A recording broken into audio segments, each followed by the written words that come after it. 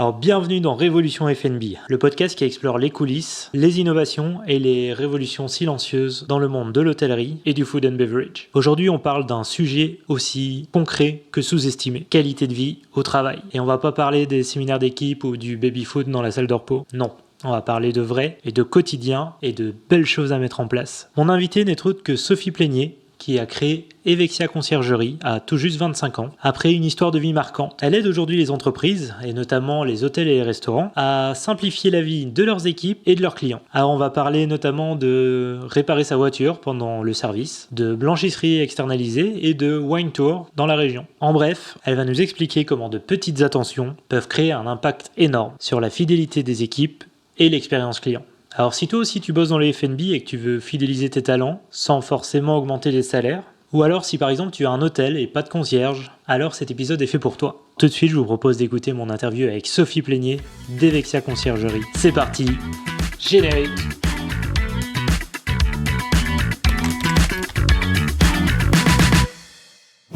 Ouais, bonjour Sophie, merci de te joindre à moi pour cet épisode de podcast ce matin. Comment ça va ? Merci à toi. Ça va super, et toi ? Ça va nickel. Alors dis-moi, est-ce que tu peux te faire, pour ceux qui ne te connaissent pas encore, une petite présentation rapide, qui tu es ?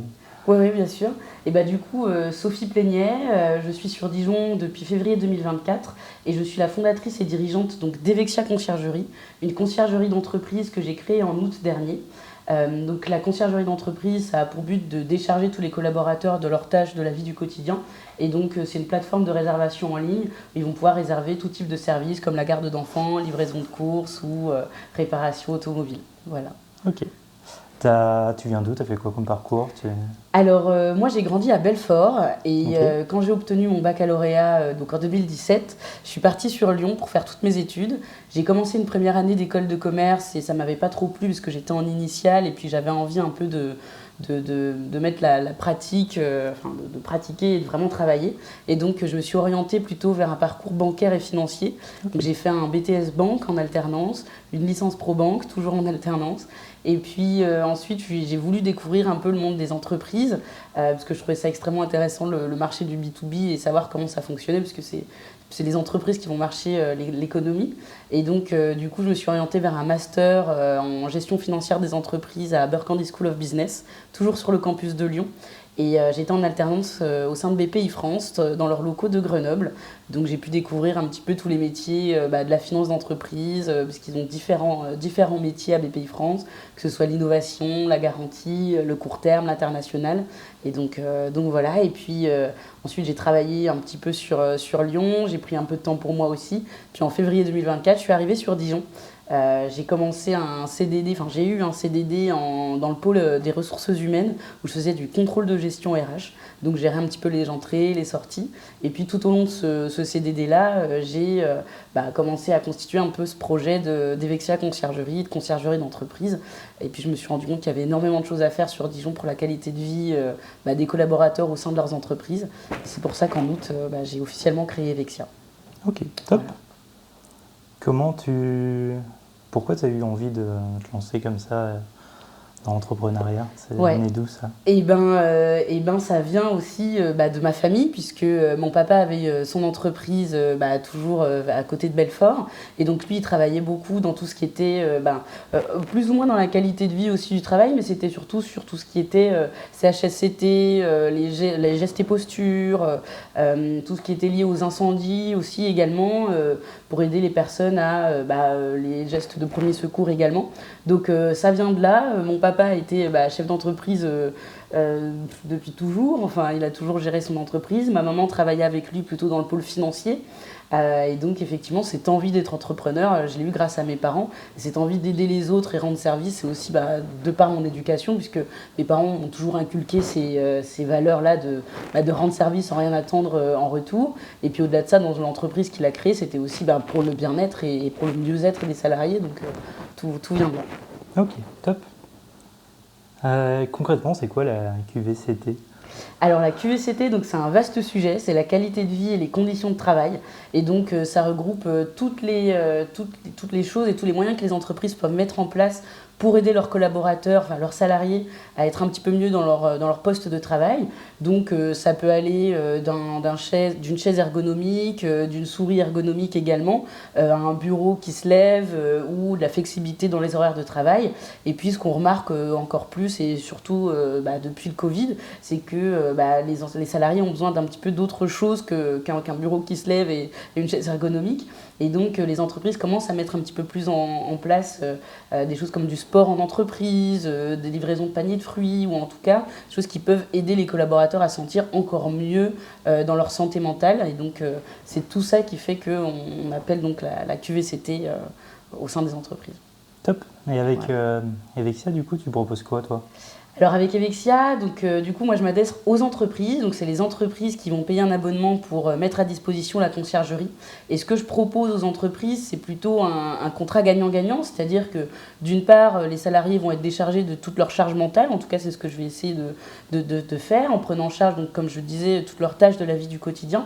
Que ce soit les courses, la garde d'enfants, les réparations automobiles, toutes les choses pour lesquelles on ne prend pas le temps, ou en tout cas on n'a pas assez le temps d'en s'en occuper comme on veut. Et puis pour l'entreprise également, ça permet d'avoir un crédit d'impôt de 25% pour toutes les entreprises qui mettent en place un service de conciergerie. Donc finalement, c'est dire aux entreprises, quand vous donnez la possibilité à vos salariés d'être mieux, finalement vous avez un retour sur investissement immédiat grâce à ce crédit d'impôt-là. Et au-delà de ça, si un salarié se sent mieux dans sa tête, il sera aussi plus productif. Est-ce que tu pourrais transposer ça, par exemple, sur un hôtel ou un restaurant ? Oui, tout à fait, effectivement, puisqu'on se rend compte aussi aujourd'hui que les hôtels sont toujours en recherche d'améliorer l'expérience client au sein de leurs établissements. Et c'est vrai qu'aujourd'hui, peut-être par faute de moyens ou de temps, en fonction de la typologie d'hôtel, ils n'ont pas forcément de concierge dédié au sein de leurs hôtels. Et donc, c'est là que justement Evexia peut prendre place, puisqu'on peut mettre effectivement à disposition tous les services de conciergerie, que ce soit du massage en chambre, l'organisation de tours, de visites, de dégustation de vin ou autre.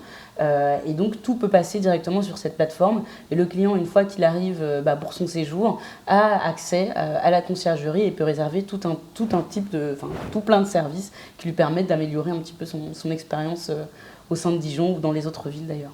Ok, donc c'est pas réservé qu'aux collaborateurs, c'est pas réservé qu'aux collaborateurs. Ouais, tout à fait. C'est aussi pour les autres entreprises. Voilà. Ok.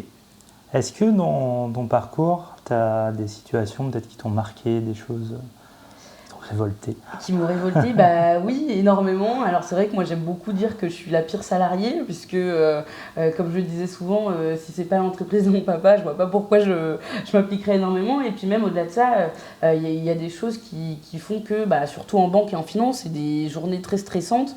Parce que malheureusement, on a quand même énormément de responsabilités à gérer. Il y a beaucoup de conformités aussi qui est due au métier bancaire et financier.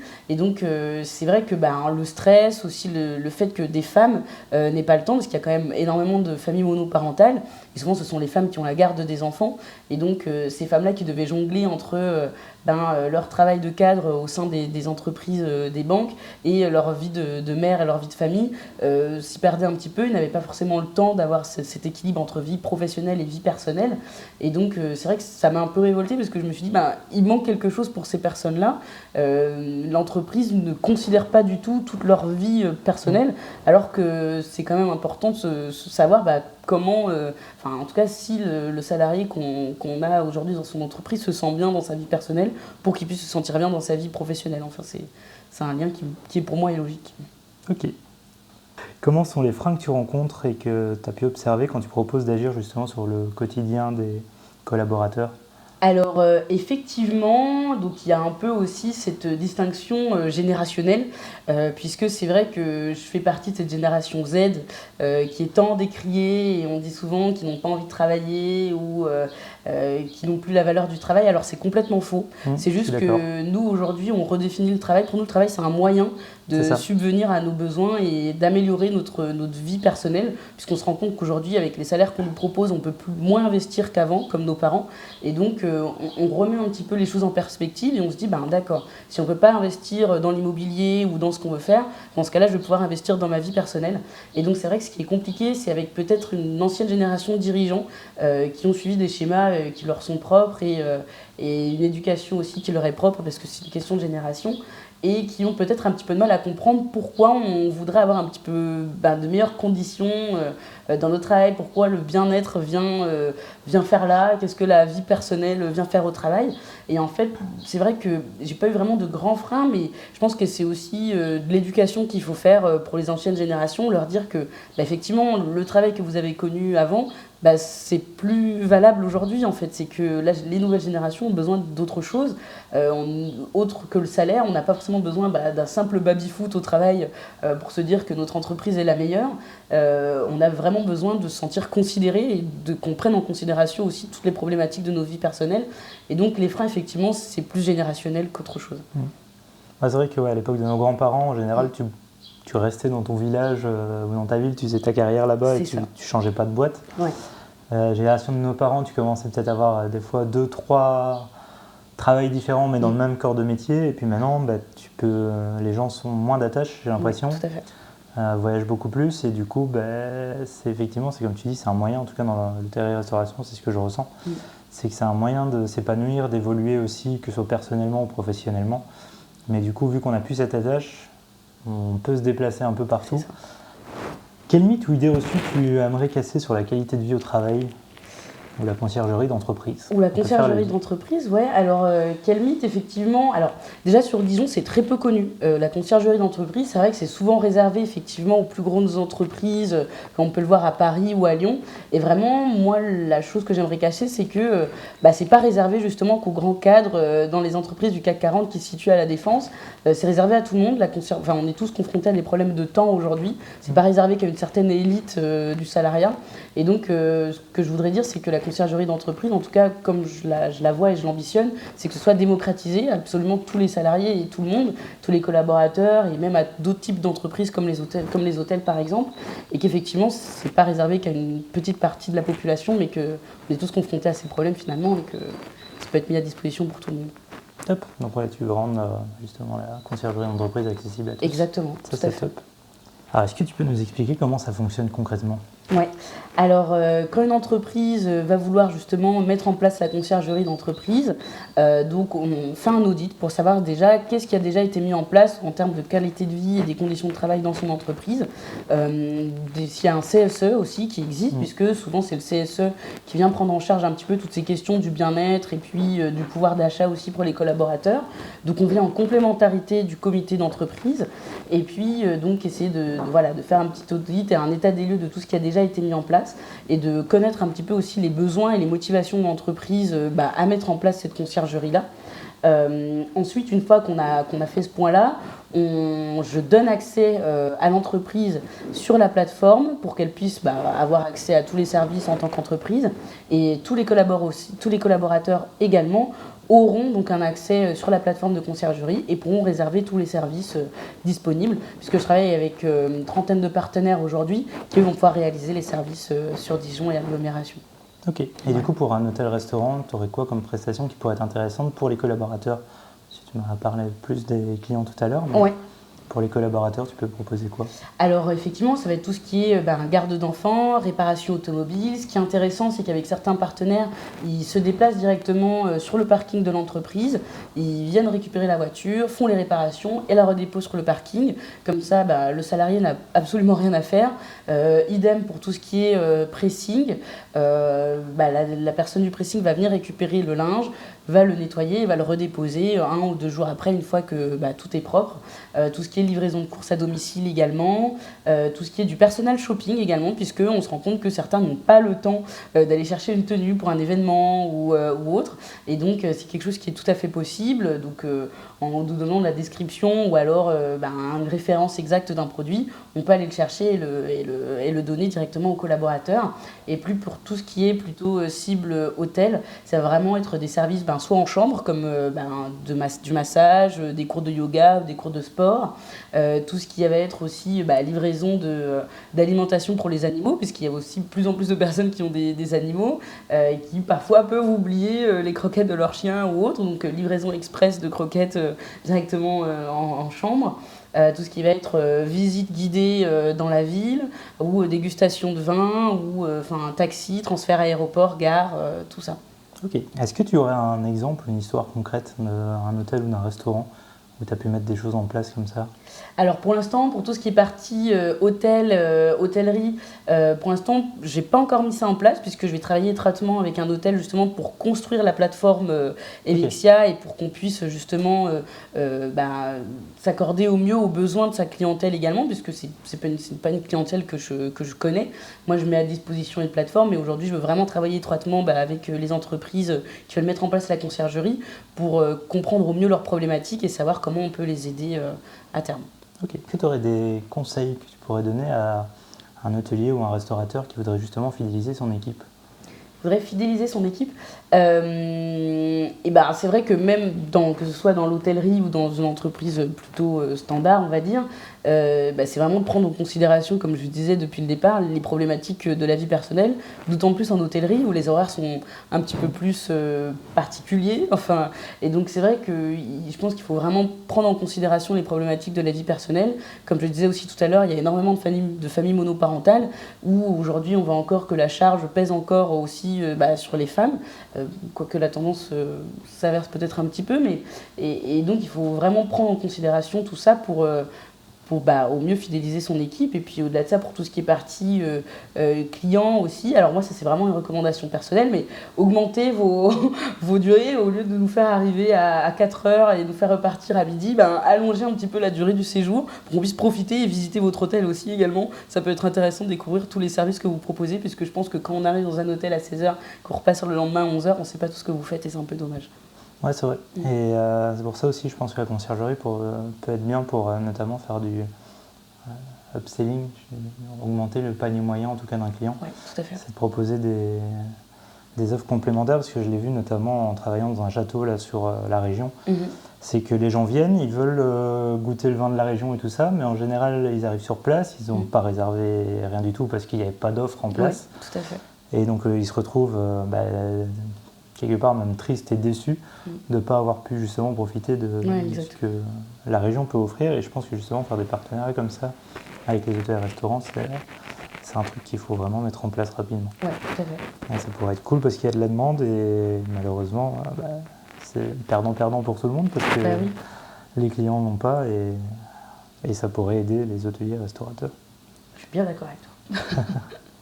Si tu pouvais imaginer l'entreprise idéale pour ses collaborateurs, alors ça c'est vraiment mon entreprise idéale à moi. Mon entreprise idéale, c'est vraiment une entreprise où on pratiquerait tout ce qui est flexibilité horaire, puisqu'on a tous des problématiques de temps, et puis si on a des rendez-vous un peu importants, médicaux, on sait qu'on ne peut pas les prendre vraiment quand on veut parce qu'on travaille ou autre. Donc la flexibilité d'horaire, à partir du moment où on fait son travail, il n'y a pas de souci, on peut partir plus ou moins quand on veut, sur une base de confiance. Après, il faut quand même vérifier, mine de rien, ce que les gens font. Mais c'est vrai qu'effectivement, d'une part, la flexibilité d'horaire, d'autre part, une conciergerie d'entreprise au sein de mon entreprise pour pouvoir aider mes collaborateurs sur toutes les problématiques de leur vie personnelle. Et puis d'autre part, des cours de sport, puisqu'on ne fait pas suffisamment de sport. On est trop souvent assis sur notre chaise, on est trop sédentaire, on bouge très peu. Et tout ce qui nous permet aussi, comme la réflexologie ou la sophrologie, qui nous permet un petit peu de bouger, ou des exercices de respiration également, parce qu'on est constamment assis et donc notre respiration est coupée. Et il est très important pour moi d'allier le sport et puis aussi la possibilité d'avoir un espace un peu de détente avec peut-être des sièges un peu massants ou des choses comme ça, avec beaucoup de verdure aussi, parce que le vert ça fait du bien au moral. Et puis également un espace, alors si on n'a pas une cantine d'entreprise, mais enfin au moins un espace qui permettrait d'avoir des fruits frais de saison et tout ce qui est alimentation saine également, puisqu'on mange beaucoup trop de produits transformés à mon goût. Et donc ça manque un petit peu de fruits de saison et du terroir. Voilà. Tu as des partenariats pour faire ce genre de choses et mettre ça en place Bien sûr. Okay. Oui, c'est vrai que j'ai des partenaires sur tout ce qui est bien-être, réflexologie, sophrologie, massage en entreprise, sport en entreprise également, ou directement chez les particuliers. Et pour tout ce qui est alimentation saine, j'ai aussi des partenaires qui travaillent, qui travaillent justement avec des produits du terroir, des produits de qualité et locaux, et qui peuvent directement les emmener en entreprise pour faire bénéficier tout le monde de ces bons produits-là. Ça c'est top, c'est vrai que c'est un truc qui est en train d'arriver de plus en plus et c'est une belle démarche. Ouais. On parlait juste avant de commencer, tu me parlais notamment d'entrepreneurs ou d'entreprises de la région qui avaient mis en place la semaine de 4 heures. Ouais. Moi je trouve ça intéressant parce que justement quand tu disais que la flexibilité des horaires et tout ça, je pense que c'est un modèle qui peut être intéressant d'amener aussi en hôtellerie-restauration parce que maintenant déjà on manque de personnel, c'est dur d'en trouver. On est tous sous-staffés et effectivement, je pense que déjà, si tu mets une annonce de 5 jours par semaine en coupure, tu n'as personne. Donc les coupures, c'est maximum 2 jours par semaine. Ouais. Donc ça, c'est bien, c'est en train d'évoluer. Mais la semaine de 4 jours, je veux dire la semaine de 4 heures, c'est un peu... Mais la semaine de 4 jours, ouais, ça pourrait être super intéressant à mettre en place avec 2 jours de coupure et genre 2 longues pour arriver quand même aux 35 ou 40 heures semaine. Je pense que c'est tout à fait possible. T'en penses quoi, toi ? Alors ça dépend effectivement du secteur d'activité et des besoins qu'on a en fonction de nos clients, effectivement. C'est vrai que s'il y a une chaîne de production, on ne peut pas forcément la couper comme ça, donc effectivement il faut quand même une continuité dans le travail, mais effectivement la semaine de 4 jours, moi mon sens c'est ce vers quoi on tend, en tout cas je l'espère. Je pense qu'on peut très bien faire notre travail horaire, nos horaires de travail d'une semaine sur 4 jours, il n'y a pas de souci si on allonge un petit peu nos journées et qu'on condense ça un petit peu plus. Et puis ça nous permet d'avoir des plus longs week-ends également, de se reposer un petit peu plus et puis d'être plus performant aussi pour les jours qui vont arriver, puisque on rencontre aussi des problèmes de présentéisme. Des fois quand on travaille 5 jours par semaine en fonction de la typologie de notre activité, il y a aussi cette grande culture du présentéisme de je dois rester là, j'ai fini mon travail, mais si je pars plus tôt, soit je suis pas payé ou alors je suis mal vu, alors qu'on pourrait tellement faire d'autres choses plus intéressantes et plus inspirantes pour notre vie personnelle. Donc effectivement, j'espère en tout cas qu'on va tendre vers des semaines de 4 jours. Je pense que ça pourrait aider pas mal de monde et surtout avoir un meilleur équilibre vie pro, vie perso, ce qui est hyper important. Après, je pense qu'on pourrait le mettre en place aussi dans l'hôtellerie-restauration, on va dire en coupant un peu peut-être la poire en deux, en disant vu que c'est en général, on travaille beaucoup avec la saisonnalité, à Dijon c'est plutôt l'été, là ça va commencer vers le mois de juin et puis jusqu'à octobre, et du coup en basse saison peut-être faire des semaines de 4 jours et puis en haute saison... Oui, tout à fait, effectivement, il faut suivre un petit peu aussi, effectivement, comme tu dis, la saisonnalité et les périodes de forte activité ou d'activité un petit peu moins intense. Et il faut juste s'adapter et être à l'écoute des besoins de ses collaborateurs. Si demain un dirigeant n'arrive pas à s'adapter et à se remettre en question, malheureusement, il n'arrivera pas à recruter et ce sera tant pis pour lui. C'est sûr. Alors, quelle est un peu ta routine quand tu es à ton travail en tant que chef d'entreprise? Ma routine, alors je déteste la routine. Je suis quelqu'un qui n'aime pas du tout faire les mêmes choses tout le temps, les mêmes jours. Donc, et c'est pour ça aussi d'ailleurs que j'ai voulu être à mon compte et être entrepreneur, puisque je n'aime pas vivre 2 fois la même journée. Donc c'est important pour moi de rencontrer du monde. J'adore rencontrer énormément de monde, savoir ce qu'ils font, pourquoi ils le font et qu'est-ce qui fait qu'ils sont les personnes qui sont aujourd'hui. Et c'est ça qui m'intéresse. Et donc, j'ai pas spécialement de routine, quoique j'ai quand même un chien, j'ai un animal de compagnie qui me prend pas mal de temps et qui nécessite quand même d'avoir des horaires un peu réguliers pour toutes les sorties. Donc, généralement, le matin, effectivement, la première chose que je fais, c'est le promener. Le midi, pareil. Dans l'après-midi, pareil. Et le soir, pareil. Donc, c'est lui qui me rythme un peu, mais entre-temps, ça varie d'une journée à l'autre. J'ai pas de routine du tout parce que je déteste ça. Je comprends. Justement, dans l'entrepreneuriat, on a amené à faire plein de choses différentes. On peut faire des épisodes de podcast, par exemple, de temps en temps. Effectivement, le networking qui est super important. Ça permet de connecter avec des gens, ça permet d'avoir des idées, d'avoir un flux de discussion, rencontrer, avoir aussi des... Ce que j'aime bien, c'est d'avoir j'appelle ça des complémentarités dans les compétences. Oui, tout à fait. D'avoir des pistes aussi, des fois, des idées pour améliorer nos process ou ce genre de choses. Donc ça, c'est hyper intéressant. Et j'ai beaucoup dormi cette nuit. Claqué. Qu'est-ce que je veux dire avec ça? Je ne sais plus. La routine.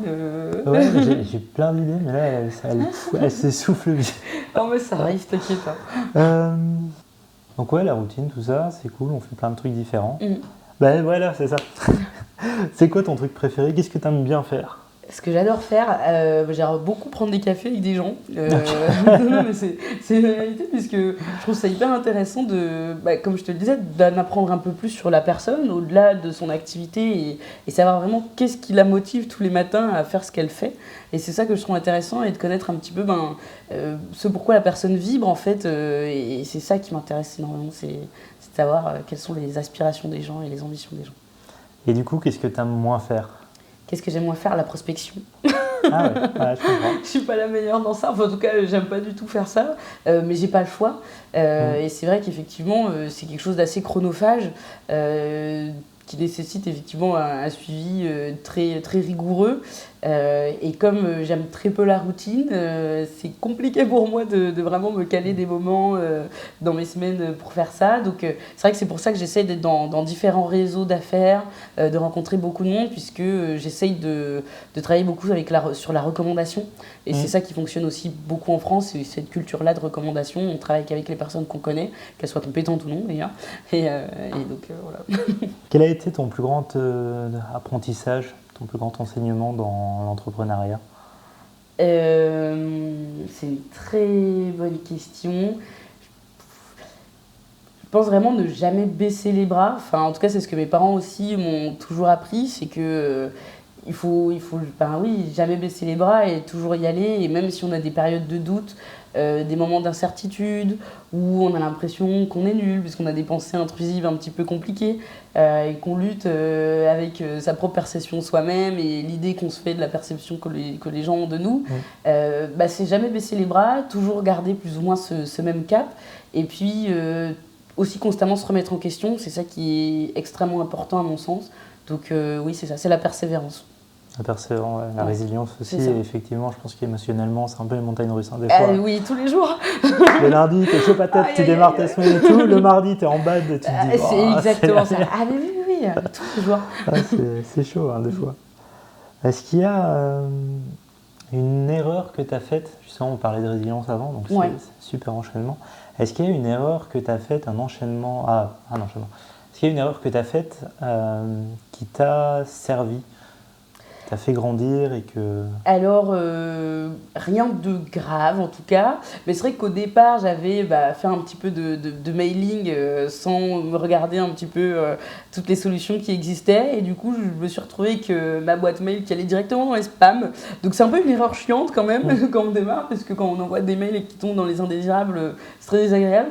Donc en soi rien de grave, mais c'est des petites erreurs comme ça qui font que on perd un petit peu de temps, ou des fois qu'on va aller trop vite et qu'on se rend compte qu'on n'a pas étudié toutes les possibilités avant, malheureusement on doit refaire marche arrière.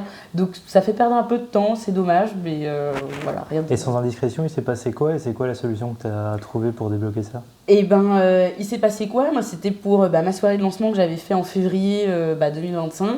J'avais fait donc pas mal de mailing pour inviter du monde, quoi, finalement. Et donc la solution que j'ai trouvée, c'est que j'ai dû aller sur le site de mon hébergeur pour un petit peu sécuriser un peu plus mon adresse mail, et dire que j'étais pas un spammer, quoi. Et puis après, c'est avec le temps, en vrai, ça passe. Enfin, il n'y a pas de solution miracle, il faut juste attendre et dire qu'effectivement, on n'est pas un méchant, quoi. Ouais. Ouais, c'est un peu dans le même esprit, mais est-ce qu'il y a un échec un peu que tu as vécu comme un passage obligé qui t'a fait grandir, et justement où tu t'es dit ça je le ferai plus parce que voilà. C'est une très bonne question. Je Je t'avoue, je sais pas du tout. Pour moi, là, j'en ai fait une belle. Je me suis rendu compte après. Ouais. C'est quand je me suis lancé, c'est d'avoir créé tout un truc, tout un projet, tout ça, et de m'être rendu compte à la fin qu'en fait, j'avais pas communiqué dessus. Donc en fait, le projet était prêt et personne ne le savait. Ouais, oui, donc on ne pense pas à bosser sa communication. Et puis après, on est là, ouais, c'est bon, je suis prêt. Oui, et puis là, ok, je suis personne me connaît. Oui, c'est vrai qu'on est un peu un petit poisson dans l'océan. Mais oui, c'est vrai que c'est compliqué. Enfin, c'est ça aussi, tous les plans qu'on va imaginer, comme le prévisionnel, etc. Il faut savoir que ça ne va jamais se passer comme ça, de toute façon. Et une fois qu'on a bien intégré ça, ça va. On n'est pas trop frustré. Effectivement, le prévisionnel, ça t'aide à avoir une vision, on va dire. Ah oui, il y a des objectifs.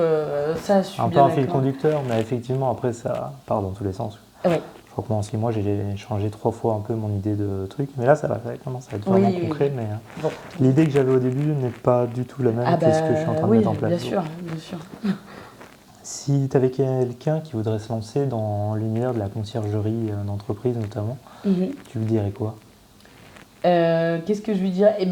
Il faut vraiment éduquer les gens sur le fait qu'on est une conciergerie d'entreprise et non conciergerie Airbnb ou de location courte durée. Puisque actuellement je suis à Dijon et c'est très peu connu la conciergerie d'entreprise. C'est bien plus connu dans les villes quand j'étais à Lyon par exemple. Et effectivement, il faut vraiment éduquer les gens. En fait, on se rend compte que tout ce qu'on connaît, tout le monde n'a pas le même niveau de connaissance. Et c'est peut-être aussi une erreur que j'ai faite en pensant que tout le monde connaissait la conciergerie d'entreprise au départ. Et finalement, quand je me suis rendu compte que personne ne connaissait la conciergerie d'entreprise, je me suis dit oui, il va falloir éduquer les gens et les informer sur ce qu'on fait, sur comment ça fonctionne et que non, je ne fais pas de location courte durée. Ouais, c'est vrai, je comprends un peu l'amalgame. Oui. Est-ce que tu as un mentor ou quelqu'un qui t'a aidé à grandir et que tu vois peut-être régulièrement, peut-être pas... j'avoue, mon papa, puisque il a eu son entreprise. Malheureusement, je l'ai perdu en juillet dernier. Donc, merci. Donc c'est vrai que c'est lui qui m'a inculqué énormément de choses dans l'entrepreneuriat et dans la résilience, la persévérance, et toujours aller au bout de ses objectifs et toujours essayer de grandir et de se remettre en question. Donc c'est vraiment lui mon modèle de vie. Enfin, c'est vraiment mon père, j'en ai pas d'autre, j'avoue. C'est mon père. Voilà. Je veux faire comme papa. Moi aussi, là, je cherche un mentor, mais j'ai du mal à en trouver. Ouais, c'est pas facile, hein. C'est pas facile. C'est pas facile. Je vais revenir après sur celle-là. Où est-ce que tu vois ton entreprise dans 5 ou 10 ans ? Alors, pour l'instant, effectivement, c'est vraiment tester ce modèle sur Dijon. Et après, c'est de le dupliquer un petit peu dans toutes les autres villes, à la Côte d'Or, Bourgogne-Franche-Comté. Effectivement, dans 5 à 10 ans, alors c'est essayer d'avoir plusieurs antennes un petit peu dans toute la France si possible. Et pourquoi pas découvrir un petit peu le marché international, puisqu'il y a quand même des choses intéressantes à faire. Et puis les pays, les autres pays du monde, aussi de très bonnes idées. Il y a pas mal de choses qui se font et qui se mettent en place également dans les pays asiatiques, mais pas que. Tu penses à quoi là ? C'est vrai que par exemple en Chine, c'est un pays qui est dans l'instantanéité et donc du service. On peut tout faire depuis son téléphone. Et c'est vrai qu'effectivement, il y a deux choses. Les gens ont d'une part aussi envie d'avoir un peu plus d'authenticité et de connaître les gens, mais on ne peut pas quand même nier le fait que le numérique a une grande place aujourd'hui. Et donc c'est essayer d'avoir Evexia Conciergerie. Alors, pas que forcément pour les entreprises, mais essayer d'avoir un modèle, en tout cas une plateforme multiservice, qu'il n'y ait pas qu'une plateforme pour les médecins, qu'une plateforme pour la livraison de nourriture, ou que tout soit regroupé sur une seule et même plateforme. Ok. Voilà. L'idée, c'est de t'étendre sur le territoire et d'avoir plus de prestataires de services. C'est ça, exactement. Parfait. Tu m'as répondu aux 3 questions d'un coup. Nickel. Est-ce que tu as d'autres projets en vue pour la suite, même pas spécialement professionnels, mais on peut faire les deux. Alors c'est vrai que comme je suis quand même pas mal la tête dans le guidon avec Evexia Conciergerie, j'oublie un petit peu du coup toute ma partie personnelle, bien que j'essaie quand même d'avoir un bel équilibre parce que je sors toujours avec mes amis, je vois toujours ma famille, mais c'est vrai qu'il y a quelque chose que j'ai un petit peu mis de côté pendant plusieurs années qui est la musique, puisque je suis musicienne, je fais du piano et du saxophone, et c'est quelque chose que j'aimerais beaucoup remettre dans ma vie, et reprendre une pratique musicale un petit peu plus récurrente, puisque ça me manque énormément et je trouve ça extrêmement apaisant. Enfin, j'écoute énormément de musique, j'adore découvrir des concerts, des nouveaux artistes, savoir ce qui se passe dans le monde, etc. Mais j'aimerais bien aussi me réapproprier mes instruments et refaire un peu plus de musique. Ok, intéressant. Quelle est la plus grande surprise que tu as eue ces derniers mois? Plus grande surprise Comme j'ai dit là, on n'est pas obligé de parler pro à chaque fois. Tu peux aussi parler sur un truc perso. Ok, la plus grande surprise, en vrai c'est une bonne question. En fait là tu vas voir, on va plus parler de toi. Ok. On va dire sur le niveau personnel. Ouais. Et moi ça va me faire aussi des petites séquences qui vont être super intéressantes. Mettre en teaser ou un genre de choses et après si tu veux je te les découperai, je pourrais te les envoyer comme ça tu pourras les publier sur tes réseaux. En vrai je réfléchis, mais une plus grande surprise un truc inattendu qui va peut-être pas changer ta vie, enfin si t'as, je prends, mais en vrai malheureusement ça va être un peu triste, mais c'est quand même le décès de mon papa qui a quand même remis ma vie pas mal en perspective et alors qui m'a fait quand même me rendre compte que la vie était extrêmement courte et que il fallait profiter de chaque instant de vie qu'on passe. Et comme je le dis souvent et à toutes les personnes qui veulent bien m'écouter, mais c'est qu'on vit qu'une seule fois le même jour et que malheureusement on n'a pas le temps de regretter et qu'on ne sait pas si demain, alors c'est vraiment très triste, un peu glauque ce que je veux dire, mais c'est qu'on ne sait pas si demain on sera toujours là et qu'il faut aller justement à fond de toutes ces idées sans blesser personne, mais toujours en étant intègre et en ayant un maximum de valeurs et en essayant de faire le bien autour de soi. Et c'est ça qui est pour moi le plus important et c'est vraiment, faut vivre à fond quoi, parce que c'est beaucoup trop court malheureusement. Ouais, je suis d'accord. Moi j'ai perdu ma maman il y a 3 ans, et pareil, arrêt cardiaque, elle est partie en quelques jours, et à 57 ans. Je sais pas quel âge avait ton papa. Mon papa avait 67 ans quand il est décédé, donc effectivement j'ai eu pas mal d'écart d'âge avec mes parents, mais oui, c'était comme beaucoup un peu inattendu. On ne s'attend pas forcément à la mort de ses parents. Tout que j'ai perdu mon papa à 25 ans, donc c'est tôt pour perdre son papa. C'est sûr. Et donc oui, ça fait un gros chamboulement de vie. Et je me suis rendu compte que vraiment il fallait profiter à fond de tout et il fallait pas trop se poser de questions, quoi. On se pose beaucoup trop de questions, on se fait beaucoup trop de mal et finalement la vie est belle et simple si on le veut. Et donc il faut juste aller à fond, quoi, c'est tout. Je crois que moi aussi ça m'a poussé dans ce sens-là à justement développer mon entreprise, à vouloir faire des choses et qui m'intéressaient et pouvoir rayonner même plus sur le monde quelque part. J'ai envie d'essayer, comment dire, mais j'ai lu un post inspirant il n'y a pas longtemps d'un livre. Alors je vais essayer de le retrouver, mais qui s'appelle La deuxième montagne. Donc, en gros, qui t'explique que la première montagne, c'est un petit peu ton épanouissement personnel où tu deviens très bon dans ton taf et tu deviens un peu l'expert, qui est en général vers la trentaine pour, on va dire, une personne normale. Et après, il y en a, ça n'arrive pas à tout le monde, mais en général, ceux qui se lancent dans l'entrepreneuriat, c'est aussi ça. C'est la deuxième montagne va arriver où tu as envie justement d'aider plus de personnes. Parce qu'en général, quand tu es dans ton travail, tu bosses pour ton patron. C'est ça. Ou pour une personne, on va dire en particulier.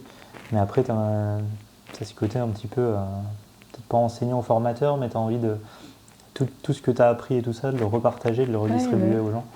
Et je te montrerai la phrase. Elle était beaucoup mieux que ce que je viens de dire. Non, mais avec grand plaisir, tu montreras ça. Qu'est-ce qui t'inspire en ce moment ? Qu'est-ce qui m'inspire en ce moment ? Qu'est-ce qui m'inspire ? Alors, je suis quelqu'un qui vit énormément dans le futur et j'essaie. C'est un grand sujet pour moi, le temps. Je me projette énormément. C'est vrai que j'ai quand même pas mal d'ambition. En tout cas, j'essaye d'en avoir. C'est ce qui me nourrit et c'est ce qui m'inspire au jour le jour. Donc, j'essaye un peu de faire de la manifestation, entre guillemets, et de me dire, dans 5-6 ans, je serai là, j'aurai tant de choses.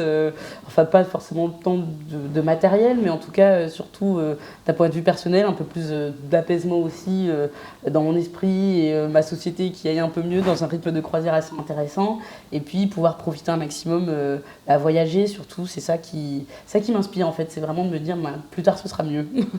Voilà. Tu fais de la visualisation ? Ouais, énormément, ouais. Ok. Ouais, j'essaye. Tu voudrais visiter quoi comme pays ? Alors il y en a énormément, c'est vrai que là il y a un pays que j'aimerais bien visiter, c'est l'Afrique du Sud. Je suis pas du tout originaire d'Afrique du Sud, mais je trouve que c'est un pays magnifique. Et puis même tout ce qui est Amérique du Sud aussi également. Et c'est vrai que j'avoue, j'ai un frère qui est parti en Thaïlande là, dernièrement plusieurs fois. Ça m'a donné envie de visiter un petit peu la Thaïlande et les pays asiatiques également. Donc en fait, j'ai juste envie de voyager, quoi, découvrir d'autres cultures et de m'enrichir aussi moi-même des autres personnes et de sortir un peu de la France, qui est des fois un peu anxiogène. Ah, j'aimerais bien faire aussi le sud-est de l'Asie. Ouais, c'est magnifique. Même pour la culture et Ouais. la mentalité des gens. Ouais, carrément. Ça n'a rien à voir. C'est différent. Ouais. Si tu pouvais lancer, enfin, imaginons tu vas acheter une bouteille à la mer, Ouais. quel message tu glisserais dedans? Quel message je glisserais dedans?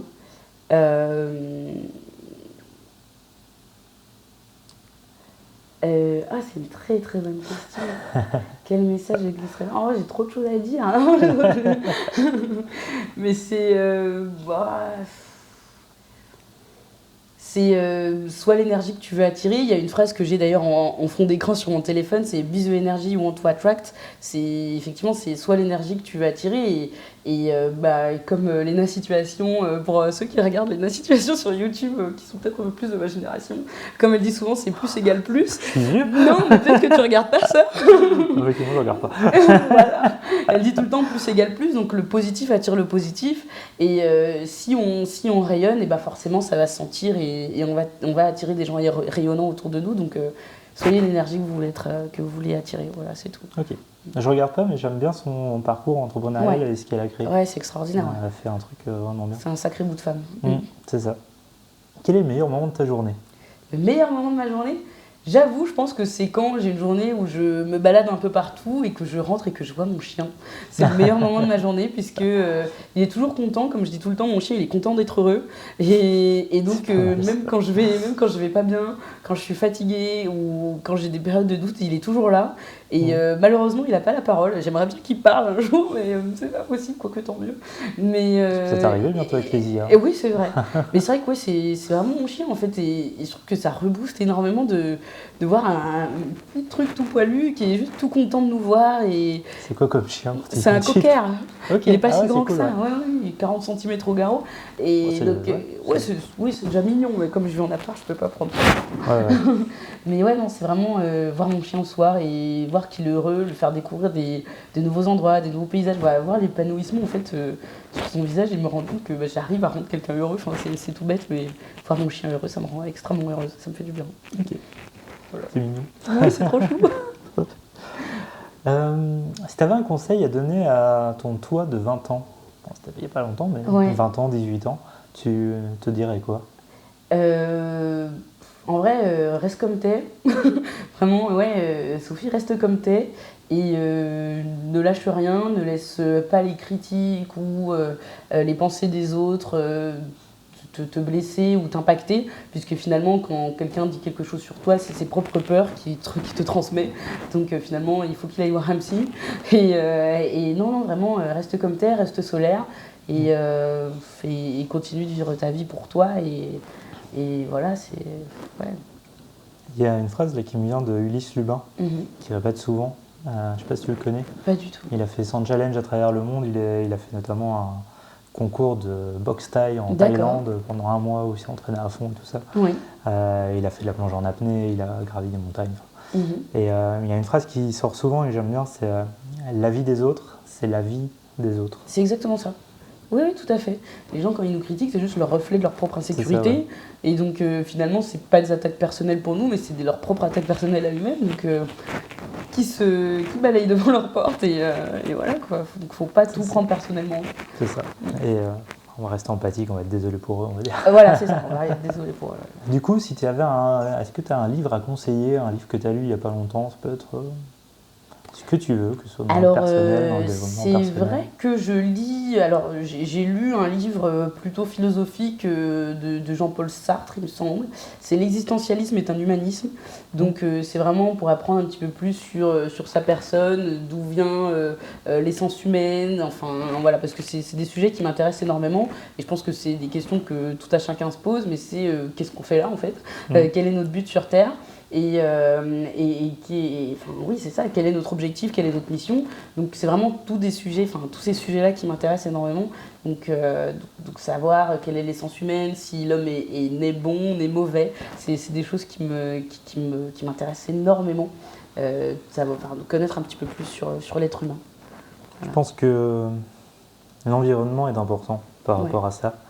Que tu peux mettre n'importe qui dans un mauvais environnement, ça va devenir une mauvaise personne. Et si tu prends cette même personne et que tu le mets dans une bonne famille avec un bel environnement autour de lui, c'est quelqu'un qui va s'épanouir, grandir et faire plein de choses. Donc je pense que c'est l'environnement qui conditionne un peu. Ouais, c'est ça. Ouais, non, tout à fait, exactement. Mais du coup, passionné de philosophie. Oui, j'aime beaucoup. Alors moi, je suis passionnée par de grands sujets, donc c'est vraiment l'espèce humaine, entre guillemets, d'un point de vue plutôt philosophique. Et le temps, c'est quelque chose qui me passionne. Alors pas la météo, mais le temps, le passé, le présent et le futur. C'est quelque chose qui m'intéresse énormément, toutes ces